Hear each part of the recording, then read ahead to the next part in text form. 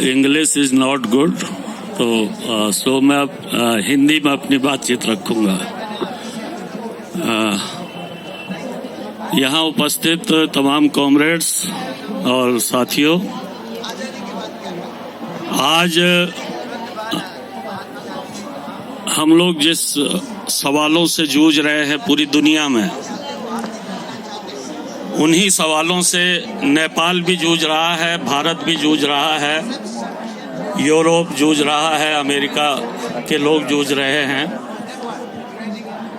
अभी आप सब लोगों ने देखा होगा कि परसों 16 तारीख को भारत के किसानों ने, मैं किसान फ्रंट पर काम करता हूं, भारत के किसानों ने वहां की ट्रेड यूनियनों के साथ मिल करके पूरा एक ऑल इंडिया लेवल का औद्योगिक, industrial and sectoral strike and rural India बंद का कॉल दिया। और भारत जैसे इतने बड़े देश का कोई कोना ऐसा नहीं बचा था जिस कोने में मजदूर, किसान, छात्र, नौजवान, महिलाएं और देश के सांस्कृतिक कर्मी सड़कों पर ना उतरे हों। बहुत सारे राज्यों में बंद रहा, जाम रहा, ग्रामीण इलाकों में बाजार बंद रहे, किसान सड़कों पर रहे, मजदूर इंडस्ट्रियल एरियाओं में रैली निकालते रहे, और एक बड़ी लड़ाई जो है भारत की जमीन पर अभी चल रही है।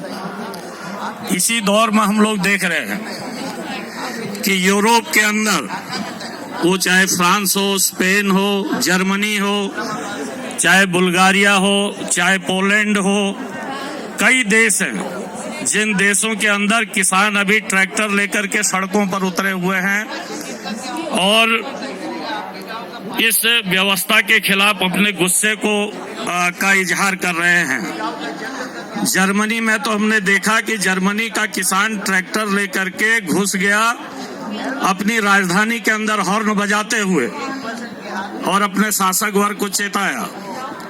तो ये जो पूरी परिस्थितियां हैं, ये परिस्थितियां कहां से निर्मित हुई हैं? ये परिस्थितियां यहां से निर्मित हुई हैं कि हम तो दुनिया के अंदर पूंजीवाद के खिलाफ लड़ रहे थे, समाजवाद की व्यवस्थाओं को लाने के लिए, लेकिन आज जिन देशों के अंदर पूंजीवादी लोकतंत्र भी था नाम मात्र का, उन देशों के अंदर उस पूंजीवादी लोकतंत्र को भी पूरी तरीके से मटिया मेट करके एक नए तरीके के कॉरपोरेट फासिज्म का जो है, कॉरपोरेट और फासीवादी जो ताकतें हैं, उनका एक संश्रय दिखाई दे रहा है जो सत्ता पर कब्जा कर रहा है और दुनिया के देश के तमाम संसाधनों को लूटने पर लगा हुआ है। हम लोगों ने 2020-21 में एक बड़ा किसान आंदोलन आपने देखा, पीजेंट मूवमेंट इंडिया का, कि किसान 13 महीने तक हम लोग देश की राजधानी को अपने ट्रैक्टर ट्रॉलियों को लेकर के घेरे बैठे रहे।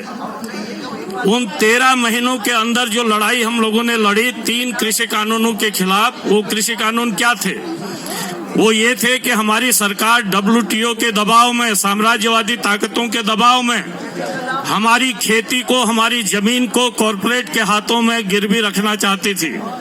हमारी सरकार हमारे अन्न के भंडारों पर कब्जा करना चाहती थी कॉरपोरेट का। हमारी सरकार अन्न का जो वितरण प्रणाली है उसको कॉरपोरेट के हाथ में देना चाहती थी, और हम लोगों ने, किसानों ने, भारत के किसानों ने इसको देश की खाद्य संप्रभुता पर, देश की जो खाद्य सुरक्षा है उस पर एक बड़ा हमला बताया। और हम लोगों ने एक निर्णय लिया, किसान संगठनों ने, 500 किसान संगठन मिलकर के हम उस लड़ाई में थे, और हम लोग जब दिल्ली घेरने गए, हम लोगों ने कहा कि अगर ये कानून वापस नहीं होंगे तो हमारे देश की खाद्य सुरक्षा खतरे में पड़ जाएगी, इसलिए हम ऐसे भी मरेंगे, हम बॉर्डर पर जा रहे हैं, अब हम या तो जीत करके लौटेंगे या हम शहीद होकर के लौटेंगे, लेकिन बिना 3 कृषि कानून वापस कराए हम वापस नहीं लौटेंगे।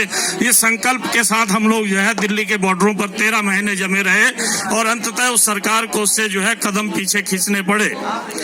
लेकिन आप जानते हैं कि हम लोगों ने न सिर्फ किसानों के सवाल को, बल्कि वो एक ऐसा सवाल था जिस सवाल पर दुनिया भर से हमको समर्थन मिला, देश के अंदर से समर्थन मिला। और उसी दौर से हमारे यहाँ मजदूर और ट्रेड यूनियनों, जो मजदूरों की ट्रेड यूनियन हैं और किसान संगठन हैं, पहली बार आजादी के 75 साल बाद ऐसी स्थितियां आई कि ट्रेड यूनियन और किसान संगठन अब एक साझे मंच पर खड़े होकर के हिंदुस्तान के अंदर जमीन के, सड़क के अपोजिशन की भूमिका को निभाने की तरफ बढ़े हैं। और हम लोगों ने मजदूर किसानों के एजेंडे को, जिस देश के अंदर, आप नेपाल के लोग अच्छी तरीके से जानते हैं कि किस तरीके से भारत की सरकार ने पिछले दौर में पूरी की पूरी सरकार राम मंदिर के मामले में लगी हुई है। एक हिंदू राष्ट्र के निर्माण का एक फांसीवादी राजनीतिक अभियान हिंदुस्तान के अंदर चल रहा है। 26 तारीख जो हमारा गणतंत्र दिवस था, वो गणतंत्र दिवस धूमिल पड़ जाए। 22 जनवरी रखी गई राम मंदिर के उद्घाटन के लिए, और पूरी सरकार, पूरा प्रधानमंत्री जो है उस पर लगे हुए हैं, और वो इसी पर 24 का चुनाव जीतना चाहते थे। लेकिन हम लोगों ने, मजदूर और किसान संगठनों ने, मजदूरों और किसानों के एजेंडे को लेकर के 26 तारीख को पूरे देश के अंदर 500 जिलों के अंदर हम लोगों ने ट्रैक्टर परेड निकाली, किसानों की, मजदूरों की। और उस ट्रैक्टर परेड के जरिए उसके बाद परसों जो हम लोगों ने पूरा इंडस्ट्रियल सेक्टोरियल बंद और हम हड़ताल और ग्रामीण भारत बंद किया। इन अभियानों के जरिए हम लोगों ने मजदूर, किसानों के, जनता के एजेंडे को सामने लाया है, और उनके हिंदू राष्ट्र का जो फासिस्ट जो एजेंडा था, उस एजेंडे को हमने पीछे धकेलने में जो है सफलता पाई है। तो ये एक बड़ी स्थितियां हमारे सामने हैं। आज यूरोप के अंदर भी हम देख रहे हैं कि यूरोप के अंदर देखिए आज जो है क्या हो रहा है कि वहाँ जो सब्सिडियां किसानों को मिल रही थी, सब्सिडी जो है वहाँ कटौती हो रही है। यूरोप के अंदर जो कृषि यंत्रों पर, कृषि में लगने वाले वाहनों पर जो टैक्स छूट लोगों को मिलती थी, वो सारी टैक्स छूट जो है खत्म की जा रही है। और यूक्रेन युद्ध को, यूक्रेन को सपोर्ट करने के नाम पर, यूक्रेन युद्ध के बाद जो है यूक्रेन के माल के लिए यूरोप के सारे दरवाजे खोल दिए गए हैं, और उच्च मानकों को जो यूरोप के किसानों के लिए स्थापित किए गए हैं, उसके विपरीत बाहर से सस्ता माल जो है यूरोप के बाजारों में आजकल जो है यूक्रेन के ट्रकों की बाढ़ आई हुई है। और अंततः जो पूरा यूरोप का किसान है वो जो है तबाही झेल रहा है, वो लड़ रहा है। खुद अमेरिका के अंदर आप देखिए, अमेरिका के अंदर जहां एक कृषि फार्म, क्योंकि वहाँ 2% आबादी सिर्फ किसानों की है, एक कृषि फार्म वहाँ औसतन 175 हेक्टेयर का, यानी कि 400 एकड़ से ऊपर के एक जो है खेत होता है।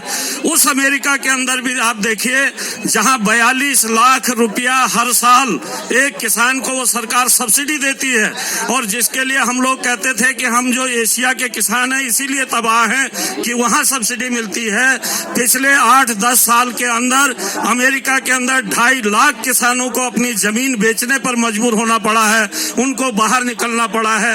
ये जो हमला है, ये जो संकट है, एक तरफ जो बड़े जो कॉरपोरेट घराने हैं, बड़ी मल्टीनेशनल कंपनियां हैं, उन सबको पालने पोसने की तरफ हमारी सरकारें आगे बढ़ रही हैं, और हमारे सारे संसाधनों पर, वो चाहे खेती हो, चाहे अन्न का भंडारण हो, चाहे वो हमारे जंगल हो, चाहे हमारा पानी हो, इस पर जो है कॉरपोरेट का कब्जा कराना चाहती है।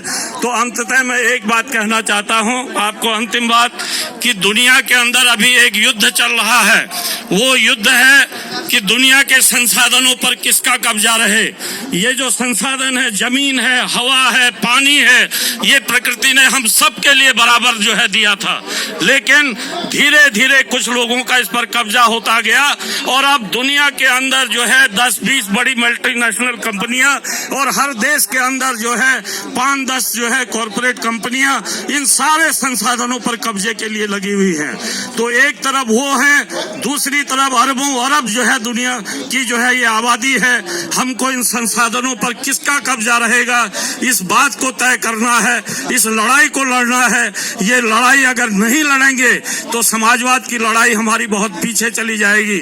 इसलिए अभी ये जो साम्राज्यवादी कॉरपोरेट लूट है, इस लूट के खिलाफ हमको जो है पूरी दुनिया के लेवल पर एक बड़ी यूनिटी अपनी विकसित करनी है।